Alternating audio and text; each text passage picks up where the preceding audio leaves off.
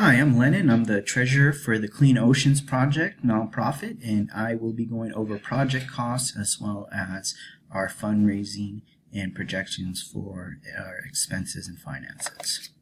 These are going to be the expenses for the first 3 years. The first 2 years are going to be a little higher than average, but from the third year on, the costs should be pretty stable, and they should only increase at cost of living inflation rate. So it should be a lot lower than what the first 2 years cost. And what's driving the costs in the first 2 years are the cost of the ship and the modifications in order to make it sea ready to pick up the garbage from the ocean surface and bring it on to the deck of the ship so that it can be recycled. So the costs are going to be a total $15 million for that.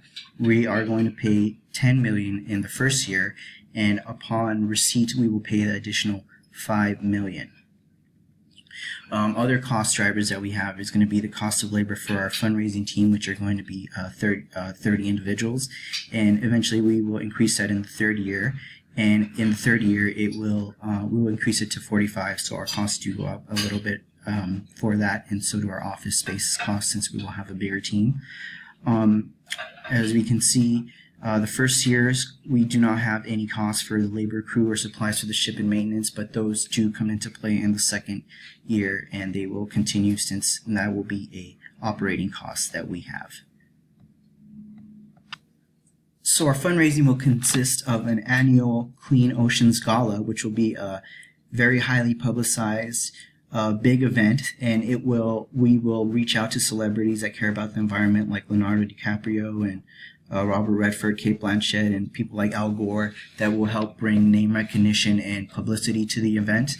Also, we will ask musicians that care about the environment, such as John Legend, Jack Johnson, and Alanis Morissette, to perform for our annual gala to help bring awareness and name recognition. And this is going to be one of our biggest sources of income into the organization. And we expect that as the years go on, that our fundraising will increase from these events. Another way of fundraising is we're going to have government grants from the National Oceanic and Atmospheric Administration. And as we can see here, they are funded at $192.8 million, which is an increase from 2016. And from them, we will expect to have about at least $1.5 million grant, which is right on average of what they give for projects like our own. We will also have a cold calling team, which will raise money by calling interested people who either sign up through an email or through a card saying that they care about our cause.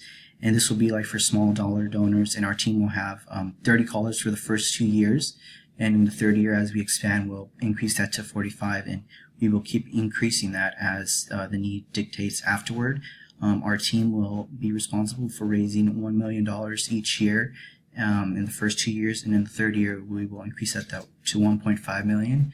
And they'll be a very important part of our fundraising team as not just fundraisers, but at times we will also use them to call voters to lobby them to vote for a specific proposal that has to do with clean oceans and environmental causes, as well as calling to lobby for a candidate that is for the environment, as well as perhaps calling to individuals to get them to call their congressman to let them know that they should support a specific piece of legislature or oppose a specific piece of bad legislature that's bad for the environment.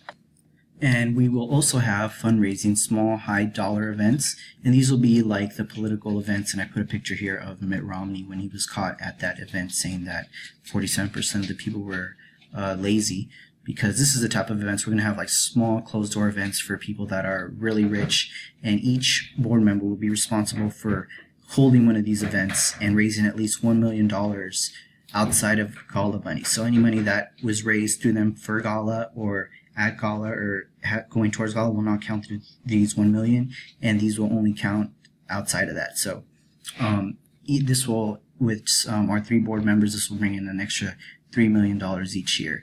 And these high dollar donors should be cultivated from our gala events, and each board member will be required to cultivate these relationships to make sure that they are getting consistent fundraising from these individuals. So these are our projections for fundraising through the first 3 years. As you can see, as we project that the funds will go higher as we get more name recognition and get more exposure. We see that our gala events are increasing, and as we are getting more funding, our NOAA grants are decreasing since our needs will be decreasing. Also as well, I put university research grants here because we are going to be working with colleges and schools that have ocean programs that would like to do research and internships so that they can get that experience, and we will get that free labor for internships. Well, thank you so much for listening to the financial portion of the proposal, and visit Clean Oceans Project if you have any questions.